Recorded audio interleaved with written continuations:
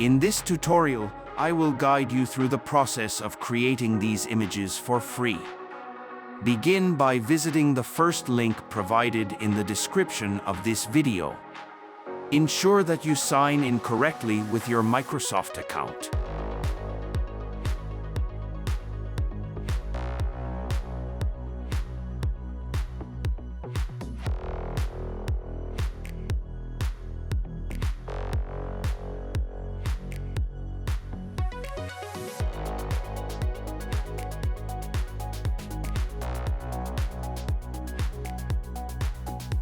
Proceed to the second website and request ChatGPT to generate a prompt for you.